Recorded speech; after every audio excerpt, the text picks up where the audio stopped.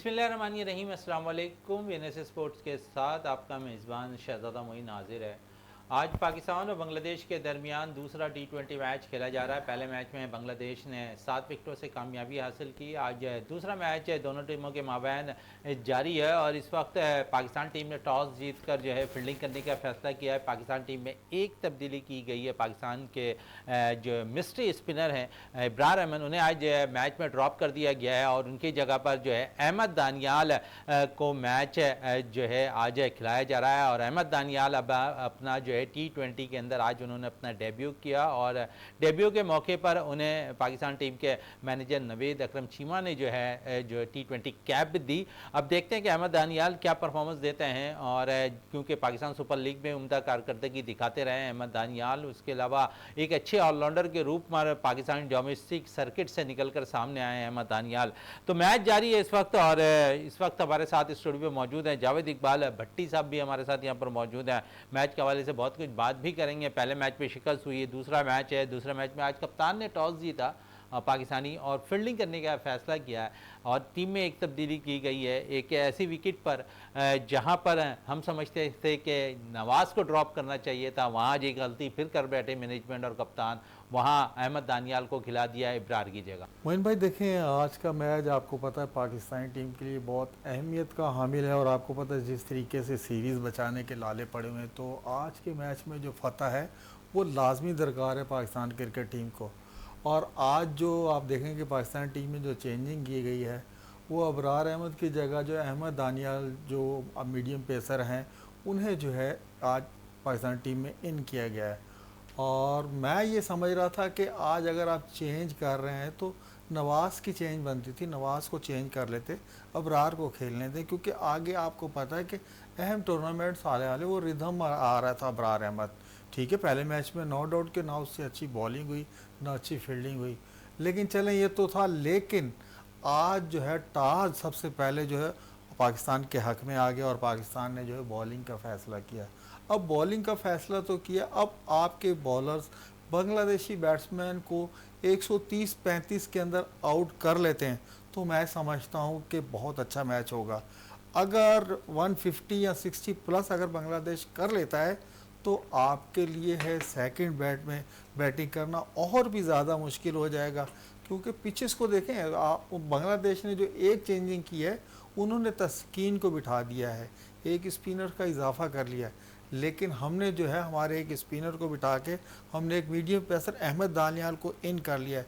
तो आज देखना होगा कि पाकिस्तान की जो है बॉलिंग और आपकी जो फील्डिंग है, और जैसे अभी एक प्लेयर तो बांग्लादेश का आउट कर लिया है, अब आगे थोड़ा सा मैच चलता है। असल में मेरा मकसद ये था जावेद साहब आपसे बात करने का कि ख़ास करके मैंने मोहम्मद नवाज़ के हवाले से इसलिए बात की कि कुछ ज़्यादा ही मैं समझता हूँ कि इस वक्त चहीतों का राज चल रहा है टीम के अंदर। शादाब पैराशूट के ज़रिए आते हैं, वाइस कप्तान बन जाते हैं, मैचेस खेलते हैं, परफॉर्मेंस हो ना हो तमाम मैचेस खेलते हैं।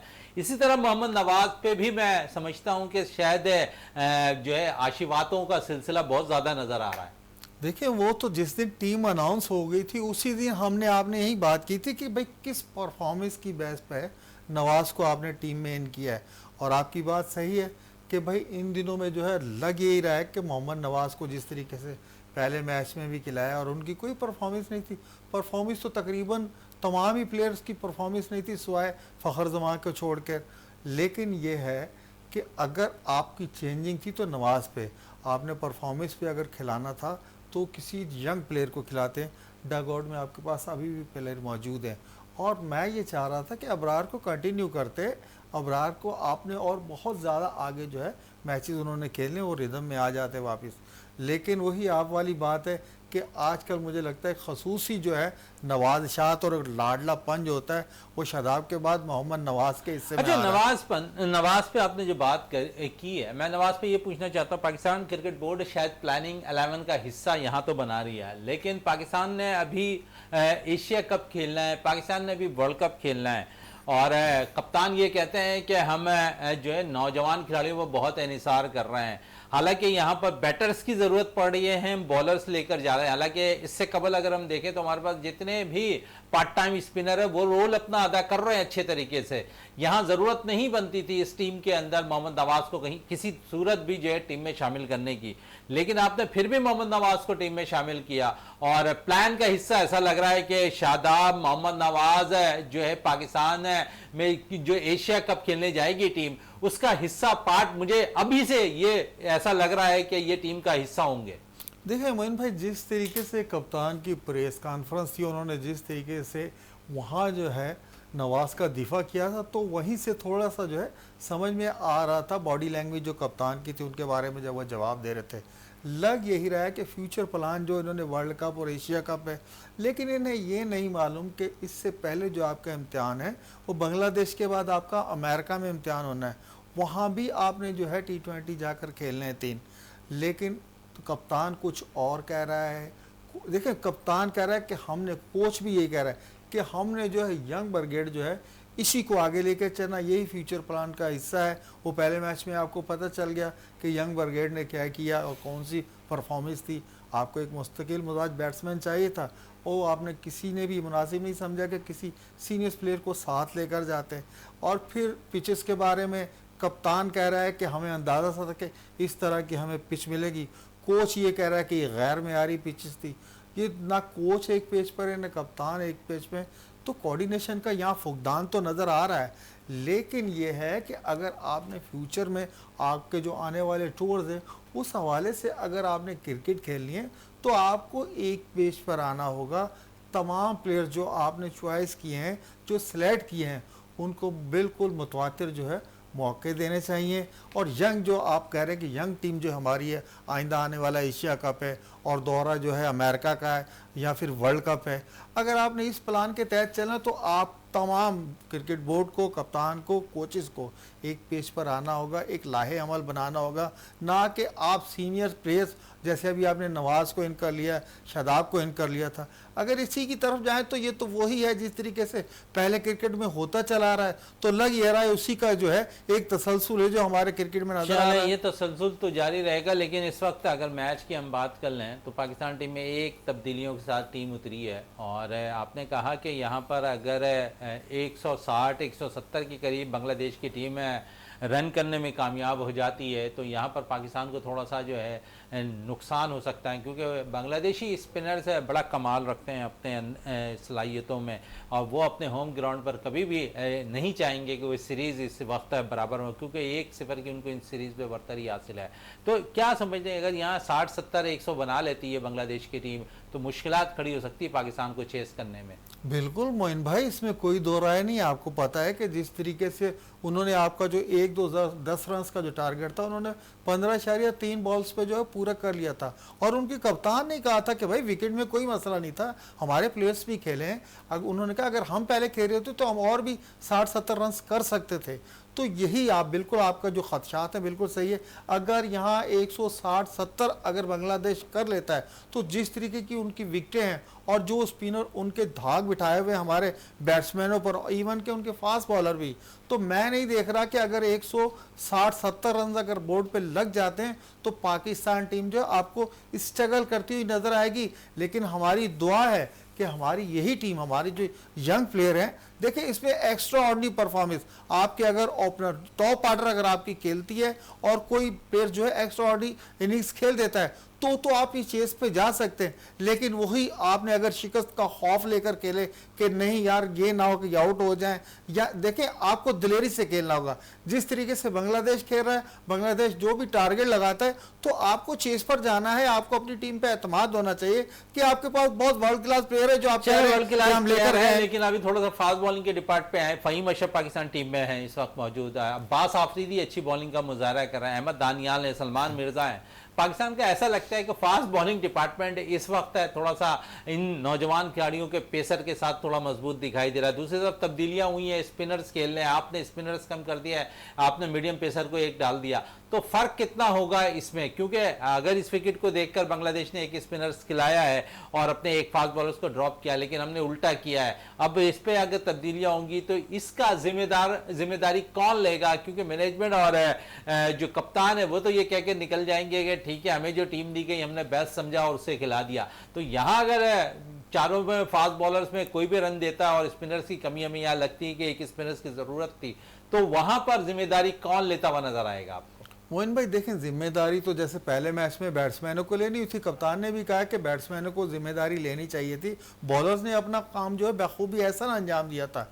लेकिन ये है कि आज आपने जो फास्ट बॉलर्स खिला दी, फास्ट बॉलर मीडियम पे वैरायटी बॉलर्स हैं हमारे पास, कोई भी इतना तेज बॉलर नहीं है हमारे पास। अब्बास अफरीदी को ले लें, अहमद दानियाल को ले लें या फ़हीम अशरफ को ले लें, ये एक ऑलराउंडर टाइप के जो है बॉलर्स हैं और ये एक मीडियम सी इनकी पेस है। लेकिन ये है कि इनके पास सलाहियतें खुदादाद हैं।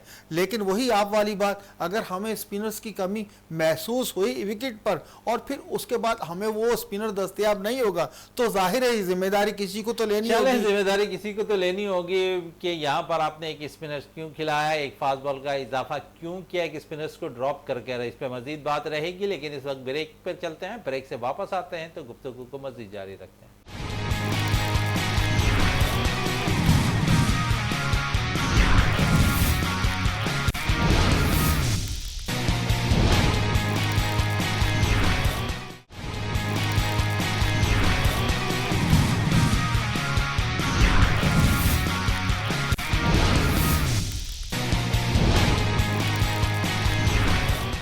Welcome back. और क्योंकि पाकिस्तान और बांग्लादेश का मैच जारी है इस वक्त, और इस वक्त की सूरत-ए-हाल ये है कि 25 रन पर 3 खिलाड़ी बांग्लादेश के आउट हो गए 5 ओवर्स के अंदर। और मजीद देखते हैं कि इस वक्त अच्छी बॉलिंग का मुजाहरा सलमान मिर्ज़ा कर रहे हैं, फ़हीम अशरफ कर रहे हैं, और इस पर मजीद और भी बात कर लेते हैं जावेद साहब से। जावेद साहब, बॉलिंग डिपार्टमेंट अभी तक मैं समझता हूँ कि थोड़ा सा बेहतर रहा है, 3 आउट कर लिए हैं 25 रन पर हमने।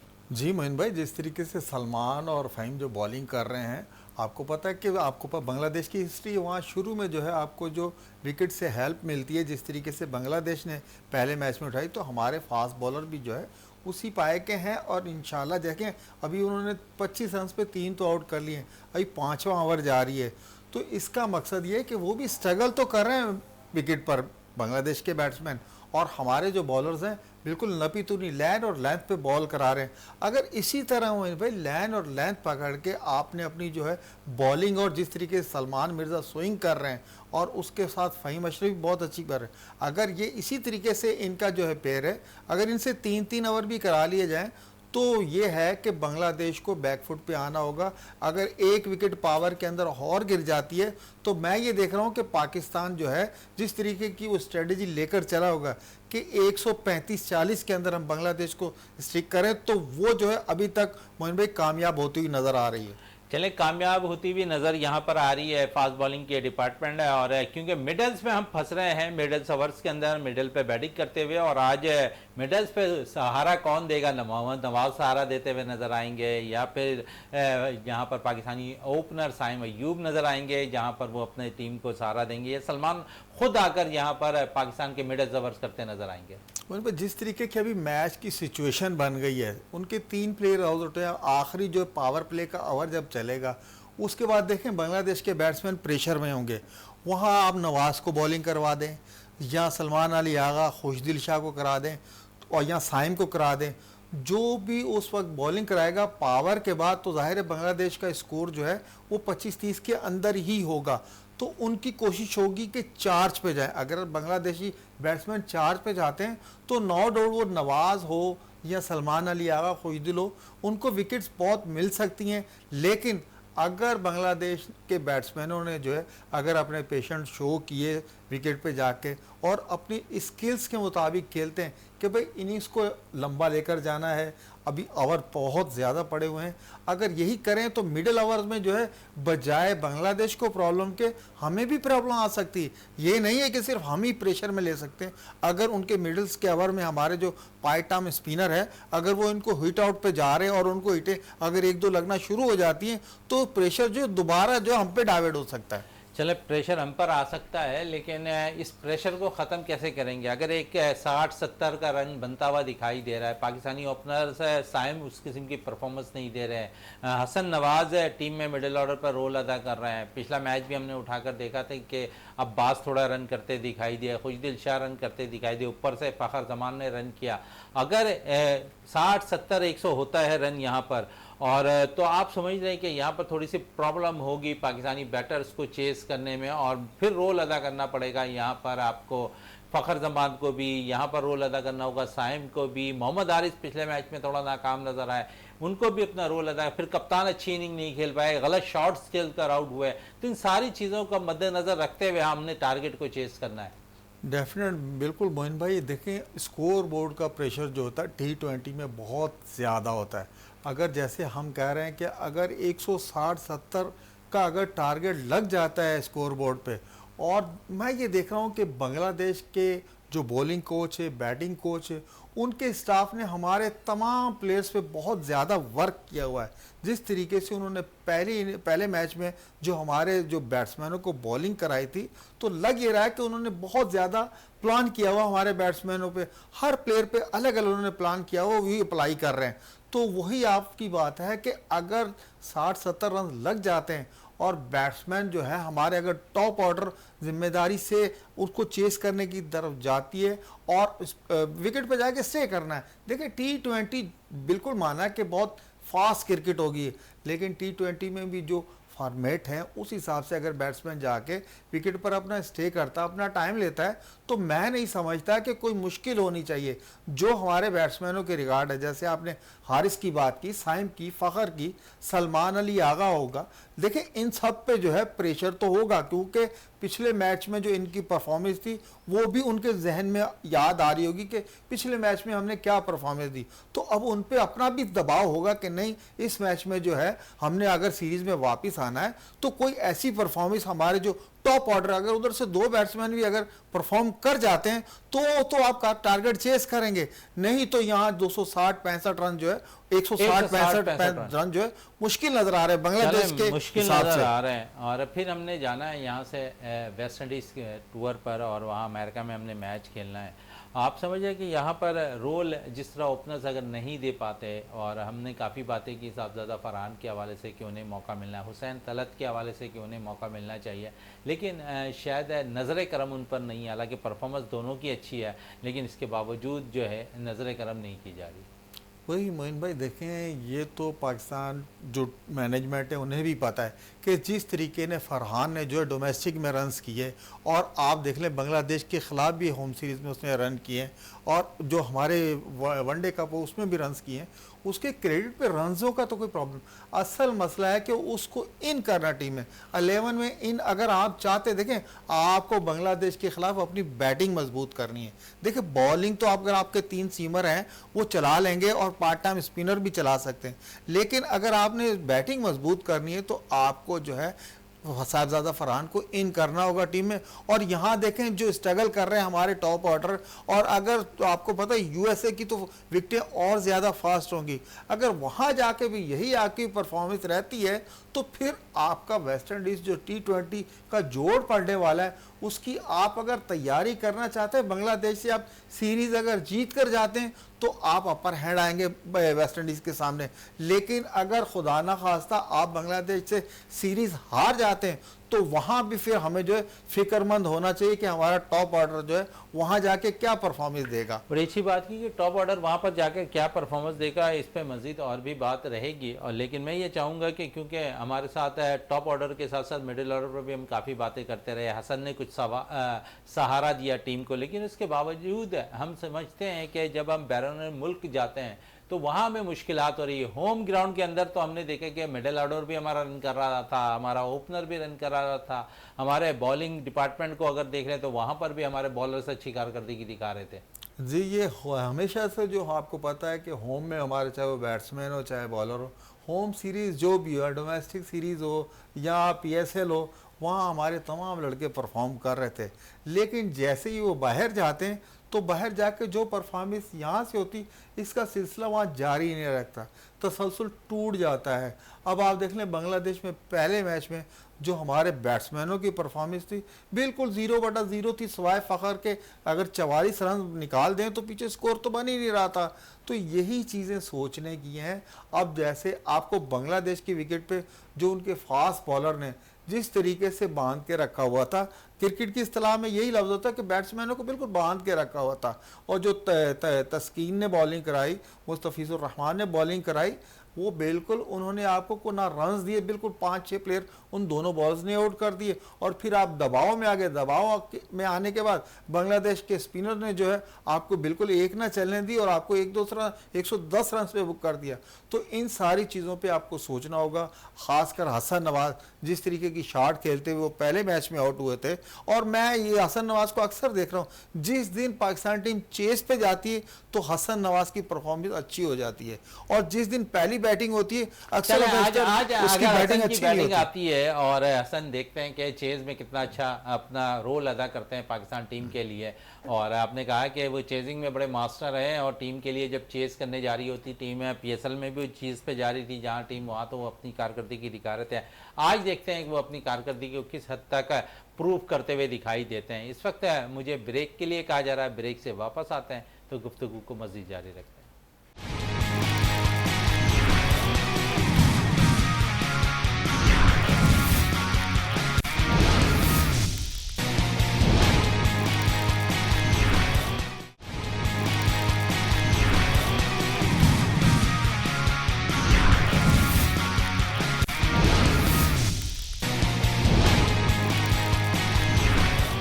Welcome back. और अब सिचुएशन पाकिस्तान के हक में इस T20 मैच में नजर आ रही है। अब तक सूरत-ए-हाल पाकिस्तान के फेवर में जारी है। कप्तान ने जो फैसला किया टॉस जीतकर फील्डिंग करने का, यहां पर अब तक कामयाब दिखाई दे रहे हैं। पाकिस्तान अपने पेस अटैक से काबू करने में अब तक कामयाब है, और 36 रन पर पाकिस्तान ने 4 खिलाड़ी को आउट कर लिया है। यहां पर बांग्लादेश के और सलमान मिर्जा अच्छी बॉल कर रहे हैं, उसके साथ साथ अहमद दानियाल अच्छी बॉल कर रहे हैं इस विकेट पर। उम्मीद कर रहे हैं कि पाकिस्तानी बॉलर इसी तरह अपनी बॉलिंग कारकर्दगी से कम स्कोर पर जो है बांग्लादेश को काबू करने की कोशिश करेंगे, और पाकिस्तानी बैटर वो टारगेट चेस कर इस मैच में कामयाबी हासिल कर मुकाबला 1-1 से जो है इस सीरीज को बराबर करने में कामयाब होंगे। इसी पर मजीद और बात करने के लिए हमारे साथ senior sports analyst Jawar Hussain साहब ने जो है टेलीफोन लाइन पे ज्वाइन किया है। जावर साहब, सबसे पहले तो खुश आमदीद वीनस टीवी पर। और इस वक्त दूसरा T20 मैच जारी है। पाकिस्तानी कप्तान सलमान अली आगा ने यहां पर टॉस जीता और फील्डिंग करने का फैसला किया, और यह फैसला अब तक जो है दुरुस्त साबित हो रहा है कप्तान का। और 36 रन पर 4 खिलाड़ी आउट कर लिए हैं बांग्लादेश के हमने। और इस मैच में हमने एक तब्दीली की है, इब्रार अहमद की जगह अहमद दानियाल को टीम में शामिल किया है, जबकि बांग्लादेश ने भी इस मैच में एक तब्दीली की है। उन्होंने भी एक स्पिनर्स का इजाफा किया है, एक फास्ट बॉलर्स को कम कर, और हमने स्पिनर्स को जो है ड्रॉप कर एक मीडियम पेसर बॉलर को टीम में शामिल किया है। इस पर मैं मजीद और भी बात करूंगा, लेकिन इस वक्त की सिचुएशन पे क्या कहेंगे, क्योंकि इस वक्त तक पाकिस्तान की सिचुएशन हक में जा रही है। शहजादा, मैं सबसे पहले तो आपका बहुत शुक्रिया, वेनिस टीवी का बहुत शुक्रिया। और बेहतरीन पोजीशन में पाकिस्तान टीम, और खास तौर पे जिस तरीके से सलमान आगा ने टॉस जीतकर पहले फैसला किया है फील्डिंग का, बहुत अच्छा फैसला किया, क्योंकि मीरपुर की जो विकेट होती है अक्सर तौर पे जो है ना वो नमी होती है उस विकेट में। तो शुरू में और आपका जो है जिस तरह मौका दिया सलमान मिर्जा को, नो डाउट इसकी बॉलिंग ने तो यार कमाल कर दिया। एक झलक दिखाई दी है आमिर की, एक झलक दिखाई दी है वसीम अकरम की, कि किस तरीके से उसने जो है ना गुड लेंथ पे बॉलिंग की और विकेटें ली है। मेरे ख्याल में जिस तरीके से सलमान मिर्जा को मौका दिया गया है, हालांकि इसके फर्स्ट क्लास क्रिकेट भी इतना ज्यादा नहीं है, लेकिन इसकी बॉलिंग में रिदम है, इसकी बॉलिंग में पेस है, इसकी बॉलिंग में जो है ना ग्रिप है। तो मेरे ख्याल में एक अच्छा फैसला है सलमान अली आगा का, और बहुत अच्छी पोजीशन में है पाकिस्तान टीम। मेरे ख्याल में तो ये मैच अच्छा, चले दूसरी तरफ थोड़ा सा दूसरी तरफ आते हैं। मोहम्मद नवाज इस टीम का हिस्सा बने और स्क्वाड का हिस्सा बने। दूसरा आज T20 मैच खेलने हैं यहाँ पर बांग्लादेश में। पहले मैच में 1 ओवर्स कराने में कामयाब रहे, बैटिंग कोई खास नहीं रही। आज फिर एक दफ़ा मौका मिला है। हालांकि अगर देखा जाए तो अगर असूलन बात की जाए तो इब्रार की जगह बनती थी इस टीम में, मोहम्मद नवाज को ड्रॉप कर सकते थे, लेकिन यहाँ जो पसंद और नापसंद का सिलसिला है ना, फिर एक दफ़ा जारी है पाकिस्तान टीम के अंदर। शहजादे, असल में मोहम्मद नवाज की पता नहीं कौन सी पर्ची है जो कि हर 2 साल बाद ये टीम के अंदर मौजूद होता है। समझ में नहीं आता है कि ये कहाँ से आ जाता है, कैसे आ जाता है। हालांकि इसकी परफॉर्मेंस जो है पिछले 5 सालों से कुछ भी नहीं है। अगर आप चैंपियंस ट्रॉफी 2017 के बाद से अगर आप देख लें, उसमें भी जो है ना इसकी कोई इतनी खास कारकर्दगी नहीं थी, लेकिन उसके बाद से जो है ना इसका आना जाना टीम में लगा हुआ है। हालांकि मुस्तकिल मिजाजी नहीं है इसकी बॉलिंग में, काफी टाइम पे काफी मौके पे इंडिया के खिलाफ आप मैच देख लें, T20 का वर्ल्ड कप देख लें, उसमें इसकी परफॉर्मेंस देख लें, आप एशिया टूर्नामेंट में देख लें, आप इसकी परफॉर्मेंस बड़े बड़े टूर्नामेंट में जो है ना इसकी कोई खास कारकर्दगी नहीं है। चले जाफर साहब, आप तो बड़े टूर्नामेंट्स की बात कर रहे हैं ना, बड़े टूर्नामेंट्स की बात कर रहे हैं। पहला T20 मैच खेला गया और जिस तरह शादाब को बॉलिंग में छुपाया जा रहा था, उनको कम ओवर्स कराए जा रहे थे, ऐसा ही रहा यहां पर जहां पर जरूरत थी तजुर्बाकार मोहम्मद नवाज की टीम को फतह दिलाने के लिए। लेकिन वहां पर भी हमने यही देखा कि मोहम्मद नवाज से 1 ओवर्स कराए गए, 8 रन बेशक मोहम्मद नवाज ने दिए उस मैच के अंदर, लेकिन अब वही बात है कि बॉलर्स को छुपाया जा रहा है जिसको लंबा कैरियर करा रहा है। तो ऐसा लग रहा है कि बोर्ड और कप्तान यही चाह रहा है कि लंबे कैरियर के लिए बॉलर्स को छुपाया जाए, और जब कप्तानी कह रहे हो कि हमने नेमुल बदल के तौर पर जो है शादाब के मोहम्मद नवाज को टीम में शामिल किया है। देखिए शहजादा, असल में छुपाना या कुछ ऐसा करना कोई ऐसी बात नहीं है। देखिए अगर वो रिदम में नहीं है, शादाब जो है ना वो अगर रिदम में नहीं चल रहा, तो इट्स मीन कि आपको जो है ना थोड़ा सा उसको टाइम देना चाहिए और नो डाउट टीम के साथ होना चाहिए। टीम के साथ होगा तो उसमें रिदम भी आ जाएगा। लेकिन मोहम्मद नवाज को उसकी जगह पे अच्छी परफॉर्मेंस दिखानी चाहिए। अगर अच्छी परफॉर्मेंस होती है मोहम्मद नवाज की, मेरे ख्याल में वो मुस्तकिल जगह बनाने में कामयाब हो जाते। लेकिन Shadab no doubt outstanding player हैं, उनको उनका रिदम जरा अभी आउट है, आउट ऑफ फॉर्म चल रहे हैं। जैसे वो रिदम में आएंगे तो यकीनन पाकिस्तान टीम के लिए एक बेहतर सरमाया साबित होंगे। चले बेहतर तो शादाब हो जाएंगे, क्योंकि शादाब के साथ तो एक एडवांटेज है ना, वो एक अच्छे फील्डर है, एक अच्छे बॉलर है, एक अच्छे बैटर्स है। लेकिन नवाज के साथ तो ये सिलसिला नहीं है कम से कम। देखिए नवाज की अपनी क्वालिटी है, इसमें कोई शक नहीं है कि नवाज ने गुज़िश्ता 2015 की बात करूं, उसके बाद से जिस तरीके से टीम में ये दाखिल हुए थे, मेरे ख्याल में इनकी परफॉर्मेंस अच्छी थी उस टाइम। लेकिन दिन ब दिन और मजीद बेहतर होनी चाहिए थी परफॉर्मेंस, इनकी परफॉर्मेंस खराब होती गई। ये बात समझ से बालातर है कि क्या वजह थी कि इन्होंने अपनी बैटिंग पे, अपनी बॉलिंग पे, अपनी फील्डिंग पे ज्यादा तवज्जो नहीं दी, या फिर क्या वजह थी कि ये जो है ना इतने ज्यादा अट्रैक्टिव साबित नहीं हुए कौमी टीम के लिए। लेकिन हम समझते हैं कि नौजवान एक स्पिनर्स का हक मारा जा रहा है, सुफियान डग आउट पे बैठे। देखिए नौजवानों को तो मौका मिलना चाहिए, जिस तरह आपने सलमान मिर्जा को मौका दिया, इसी तरह आपने नवाज को मौका दे रहे हैं आप। मेरे ख्याल में जो बैट्समैन नवाज है, मैं उसकी हसन नवाज की बात कर रहा हूँ। अब मोहम्मद नवाज को मौका देना ये तो सरासर ज्यादती है नए टैलेंट के लिए। अब देखें, आप 4-5 ऐसे खिलाड़ी आपके कौमी टीम में शामिल हो चुके हैं जो कि एक न्यू टैलेंट है। लेकिन अच्छा, उस न्यू टैलेंट ने जाफर साहब है, उस न्यू टैलेंट ने ना परफॉर्म किया। ऑस्ट्रेलिया में आपने देखा सुफियान ने अच्छा परफॉर्म किया, फिर न्यूजीलैंड टूर पे सुफियान मुकीम ने अच्छा परफॉर्म किया। होम सीरीज में आपने इस बेस पे नहीं खिलाया कि हमने थोड़ी सी बैटिंग ट्रैक विकेट बना ली थी, जहां पर हम अच्छे फास्ट बॉलर से मदद भी ले रहे थे, अच्छे बैटर्स भी कर रहे थे। लेकिन जब आप बांग्लादेश गए, आपको बाखूबी पता था कि यहाँ पर स्पिनर्स अच्छा मुजाहरा करते हैं, तो यहाँ तो आपने सुफियान को रखना था टीम के साथ और उन्हें मजीद मैचेस खिलाने थे। देखिए सुफियान नो डाउट उसको मौका मिलना चाहिए, लेकिन अभी कौमी टीम के साथ तो है ना। देखिए बेंच स्ट्रेंथ भी तो मजबूत होनी चाहिए। बेंच पे अगर वो बैठे हुए होंगे, कौमी टीम के साथ होंगे, उनके लाजमन उनको जो है ना एक बूस्ट मिल रहा होगा, उनको जो एक तजर्बा मिल रहा होगा उनको टीम के साथ रहने का। वो एक अलग बात है कि उनको मौका मिलेगा, और ऐसे जो टैलेंटेड प्लेयर हैं वो कहीं छुप नहीं सकते, वो हमेशा अपनी परफॉर्मेंस दिखा के कौमी टीम का हिस्सा बनते हैं। तो मेरे ख्याल में अभी नवाज को मैं फिर कहूंगा कि नवाज की सिलेक्शन हमारी समझ से बालातर है कि नवाज की सिलेक्शन बालातर नजर आ रही है आपकी समझ से भी। हमारे साथ ही टेलीफोन लाइन पे मौजूद रहे और जावेद इकबाल भट्टी मौजूद हैं और अपडेट्स भी लेते हैं इस वक्त जावेद साहब से भी कि मजीद क्या पोजीशन हो चुकी है इस वक्त बांग्लादेश की पहले बैटिंग करते हुए। मोइन भाई, वो बांग्लादेश की सेम पोजीशन है जो हमारी पहले मैच में बैटिंग करते हुए थी, यानी कि उनके 50 रन पे अभी वही 4 प्लेयर आउट है, लेकिन जाकिर अली और मोहम्मद हुसैन खड़ा हुआ है। अगर ये लड़के आखिरी ये 10 ओवर खेलते हैं तो भी कोई स्कोर जो खातिर ख्वाह इजाफा कर सकते हैं। लेकिन अभी वही जैसे आपने नवाज़ की बात की थी, नवाज़ को एक ही ओवर दिया जिसमें उन्होंने 6 रन दिए, उसके बाद साइम को ओवर दे दिया जिसमें उसने 3 रन दिए, अब खुशदिल को ओवर दे दिया जिसमें उन्होंने 15 रन दे दिए 3-4 बॉलों पे। तो कप्तान जो है ये पता नहीं कौन से तजर्बे कर रहा है, एक एक ओवर से बॉलर बना रहे हैं, ये पार्ट टाइमर जितने भी उनको एक एक ओवर दे रहा है। भाई नवाज को तो आप कंटिन्यूस कराएं, आपका मैन बॉलर है जिस हिसाब से आपने टीम में डाला है। तो ये सारी सिचुएशन, अभी 10वां ओवर चल रहा है और अभी 50 रन है बांग्लादेश। चले 10वां ओवर चल रहे, 50 रन। जाफर साहब आपकी तरफ वापस आते हैं। 10 ओवर में 50 रन बना लिए हैं यहाँ पर बांग्लादेश ने और 4 खिलाड़ी आउट हैं और कप्तान सलमान अली आगा तजुर्बे ज़्यादा कर रहे हैं, साइम से भी बॉल करवा रहे हैं, खुईदिल से भी करवा रहे हैं। मोहम्मद नवाज अच्छा ओवर कर रहे हैं, पहला ओवर अच्छा किया, 6 रन दिए, लेकिन उसके बाद कंटिन्यू नहीं कर रहे हैं।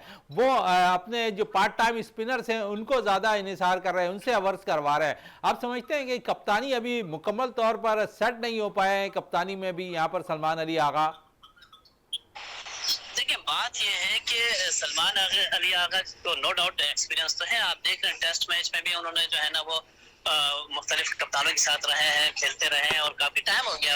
और जिस तरह हमारी माजी में बात हुई थी कि यार एक टैलेंटेड प्लेयर तो है, इसमें कोई शक नहीं है कि आगे जो है ना सलमान अली आगा की कप्तानी में कोई ऐसा झोल मुझे तो दिखाई नहीं देता। उसका रीजन ये है कि ये T20 में जो आप आजमा रहे हैं, आपका ये 3 आपके स्पिनर हैं, खुशदिल शाह है, आपका साइम है, आपका नवाज है। तो इन दोनों को तीनों का बॉलिंग देने का मकसद ये है इस मौके पे जब आपके पास मैच की गिरफ्त है, तो जब मैच की गिरफ्त है आपके पास, तो आप उनको मौका दे रहे हैं कि किसकी बॉलिंग जो है ना ज्यादा अट्रैक्टिव साबित हो सकती है। इसमें एक प्रैक्टिस की तरीके से भी आप देखा जा सकता है। लेकिन आप ये देख लें कि तीनों बॉलर जो है ये पाकिस्तान टीम के पहले भी बॉलिंग कर चुके हैं और तीनों लेफ्ट आर्म है। लेफ्ट आर्म को ज्यादा इस्तेमाल क्यों किया जा रहा है? आपने एक सलमान मिर्जा को भी इस्तेमाल किया, वो भी लेफ्ट आर्म बॉलर है, तो उसका कोई रीजन होगा जिसकी वजह से लेफ्ट आर्म को जो है ना वो बॉलिंग दे रहे हैं।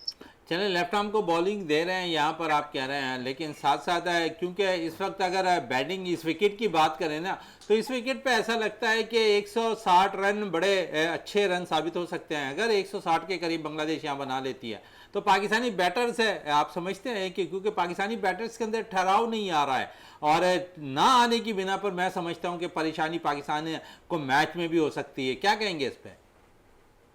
देखिए T20 टीम तो पाकिस्तान की हमेशा से अच्छी रही है शुरू से, और अभी इस टीम में भी बड़ा दम है, इसमें कोई शक नहीं कि पाकिस्तान टीम T20 के फेवरेट टीमों में शामिल होती है। लेकिन वही बात है कि जिस तरीके से ये इसका कोई इस फॉर्मेट का जो है ना कोई फैसला नहीं किया जा सकता।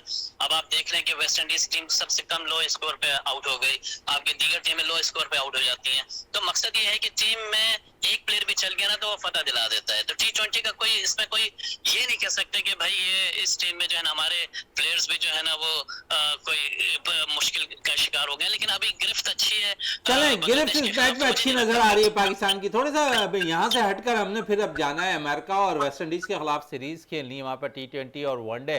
तो आप समझ रहे हैं कि वहाँ की विकेटें भी पाकिस्तान को जो है ऐसी मिलेंगी जहाँ पर तेज बॉलर्स कारआमद होते हुए नजर आएंगे। इस सूरत हाल में आप समझते हैं कि T20 टीम में बाबर की या रिजवान की वापसी नजर आ रही है आपको? मुझे नहीं लगता, क्योंकि टीम एक कॉम्बिनेशन नया कॉम्बिनेशन बनाया जा रहा है, नए खिलाड़ियों को लाया जा रहा है। अगर आप देखें बाबर आजम की कप्तानी में या रिजवान की कप्तानी में कोई नया टैलेंट सामने नहीं आया था। वही जो 5-6 सालों से जो पुराने प्लेयर खेल रहे थे वही आगे पीछे होके जो है ना वो दोबारा टीम में आए जा रहे थे। तो मेरे ख्याल में इस नई टीम जो तश्कील दी गई है इसमें नए टैलेंट को निकाला जा रहा है, उभारा जा रहा है। तो मेरे ख्याल में ऐसा नहीं लगता कि बाबर आजम या रिजवान जो है इस टीम में इस मौके पे शामिल हों। और आपने बात की कि अमेरिका की विकेट कैसी होगी, तेज होगी, तो मेरे ख्याल में यहाँ पे जितने मैचेस हो रहे हैं अभी मैं यहाँ पे देखे मैंने, और यहाँ पे ज्यादातर विकेट जो है ना वो स्लो विकेट होती है। तो हो सकता है कि क्योंकि स्लो विकेट और वेस्ट इंडीज के खिलाफ भी जो है ना वो स्लो वन से जो है ना वो फैसला करेंगे भाई स्लो बॉलर्स को ज्यादा डालें ताकि जो है ना वो विकेट हासिल कर सकें। अच्छा वेस्ट इंडीज की आपने बात की है, वेस्ट इंडीज के फास्ट बॉलर्स इस वक्त जो काली आंधी माजी में कहलाती थी एक दफा फिर परफॉर्म में आई हुई है। ऑस्ट्रेलिया के खिलाफ आपने उनकी फास्ट बॉलिंग का डिपार्टमेंट देखा कि किस तरह ऑस्ट्रेलिया को काबू करने में कामयाब होता हुआ नजर आया। तो आप समझते हैं कि यह पाकिस्तान के खिलाफ भी अगर इस किस्म के कारकर्दगी काली आंधी के बॉलर्स ने दिखा दी तो मुश्किलात खड़ी हो सकती हैं बैटर्स के लिए? देखिए वेस्ट इंडीज टीम जो है ना वो बिल्कुल पाकिस्तान के तरह की टीम है। वो भी उसके बारे में भी कोई ऐसा फैसला नहीं किया जा सकता कि भाई एक दिन जो है ना वो चांद पे होती है, दूसरे दिन वो जमीन पे होती है। तो इसी तरीके से वेस्ट इंडीज और पाकिस्तान दोनों एक तरह की टीमें हैं। वेस्ट इंडीज की नो डाउट जिस तरीके से इनके जो है ना खिलाड़ी निकल कर सामने आ रहे हैं, और बहुत सारे ऐसे खिलाड़ी हैं जिन्होंने जो है ना टेस्ट में बड़ा अच्छा परफॉर्म किया है। वो लोग, उनकी टीम, उनकी मैनेजमेंट टेस्ट पे ज्यादा जोर दे रही है। आप अगर अंदाजा लगाएं तो पिछले 2 सालों से जो है ना उनकी टेस्ट की परफॉर्मेंस बहुत अच्छी हुई है। तो T20 में जो है ना उनकी थोड़ी सी परफॉर्मेंस थोड़ी सी इतनी अच्छी नहीं रही पिछले 2 सालों में, लेकिन टेस्ट में बहुत अच्छी रही है। तो चलो, मेरे ख्याल टेस्ट में अच्छी जो रही नया है, टैलेंट इस पे आ रहा है, मजीद और बात करते हैं और जावेद इकबाल की तरफ चलते हैं एक और दफ़ा, फिर हम अपडेट भी लेते हैं कि इस वक्त क्या सूरत हाल है जावेद साहब से। जावेद साहब, क्या पोजीशन है इस वक्त आप बांग्लादेश के बैटर्स की? मोइन भाई 10.2 ओवर्स में वही 54 रन है और 4 ही आउट हैं। देखिए उनके 4 प्लेयर जो प्लेयर थे वो आउट हुए, वो पावर प्ले में ही आउट हो गए। पावर प्ले के बाद उन्होंने अभी विकेट नहीं गिरने दी। जाकिर अली और मोहम्मद हसन जो है, इन दोनों की पार्टनरशिप चल रही है, छोटी सी पार्टनरशिप है। अगर ये इसी तरह कंटिन्यू करते हैं तो स्कोर बोर्ड पे स्कोर तो लगा सकते हैं, क्योंकि जाकिर अली आपको पता है कि बहुत एग्रेसिव बैट्समैन है। वो आखिरी के ओवर में बहुत अच्छा फिनिश करता है हमेशा से, और उनको साथ जो मोहम्मद हसन का है वो बहुत ज़बरदस्त जा रहा है। और लग ये रहा जैसे अभी आगा सलमान को चाहिए था कि भाई जब आपके तीनों बॉलर्स के 2-2 ओवर पड़े, 2 बॉलर्स के 2-2 प्रेशर और ओवर, डालते आप आप। प्रेशर और डाल के ख़त्म करते। आपने अपने पार्ट टाइम स्पिनर लगा के और मैच को भाई लंबाई में क्यों लेकर गए? लंबा लेके जाते रहे। जाफर हुसैन साहब, आपकी तरफ आओ, और क्योंकि हम देख रहे हैं कि हमारे पावर प्ले में हमारे बॉलर्स ने अच्छी दिखा दी कारकर्दगी, फिर हम मिडल्स पे हमारे बॉलर फिर फंस रहे हैं। हमें कोई एक अच्छा मिडल्स पे बॉलिंग करने वाला बॉलर नहीं मिल रहा। माजी है पाकिस्तान के पास काफ़ी अच्छे फास्ट बॉलर होते थे और फिर अच्छे स्पिनर्स मिडल्स पे बॉल कर कर तहलका मचा देते थे, लेकिन अब इन सब चीज़ों से हम बहुत दूर हो गए हैं। मैं एग्री करूंगा जावेद साहब से कि जिस तरीके से पाकिस्तान टीम ने जो है ना वो पावर प्ले में 6 ओवर्स में जो 29 रन दे के 4 खिलाड़ी आउट किए थे, तो उसी टाइम जो है ना थोड़ा सा प्रेशर डालना चाहिए था, लेकिन उन्होंने अपने फास्ट बॉलर्स को रोका और स्पिनर्स को एकदम से लगा दिया। हालांकि सलमान मिर्जा ने 3 ओवर्स किए थे, उनका 1 ओवर्स बाकी था। अगर वो भी करवा देते तो हो सकता था एक आध विकेट कोई और हासिल हो जाती और टीम की एक अच्छी और मजबूत टीम जो है ना वो उस गिरफ्त में आ जाती। तो मेरे ख्याल में ये जो आप आजमाने का सिलसिला जो हम बात कर रहे थे कि आपने एकदम से मोहम्मद नवाज को 1 ओवर दे दिया, साइम को दे दिया, फिर उसके बाद खुशदिल शाह को दिया, अब अब्बास आफरीदी को आप लेकर आ गए हैं, तो ये इतनी बॉलिंग चेंजेस, ये क्या वजह है इसकी? ये वजह कोई ना कोई वजह होंगी जिसकी वजह से ये चेंज किया जा रहा है। लेकिन मैं फिर वही बात करूंगा कि कप्तानी में कोई ऐसा झोल दिखाई नहीं दे रहा, क्योंकि चलें, कप्तानी में कोई ऐसा झोल नहीं दिखाई दे रहा है, आप कह रहे हैं जाफर हुसैन साहब, और टाइम की थोड़ी सी शॉर्टेज है जाफर साहब, और इस वक्त हमारा टाइम भी प्रोग्राम का ख़त्म हो रहा है। तो बहुत बहुत शुक्रिया विनेस स्पोर्ट्स में टाइम देने का जाफर हुसैन साहब आपका, जावेद इकबाल भट्टी आपका, और उम्मीद करते हैं कि आज पाकिस्तान अच्छी कारकर्दगी दिखाएगा मैच में, दूसरे T20 में, और कामयाबी हासिल कर सीरीज़ बराबर करने में कामयाब होता हुआ नजर आएगा। इसी के साथ अपने मेज़बान शहजादा मोइन को इजाज़त दें। पाकिस्तान जिंदाबाद।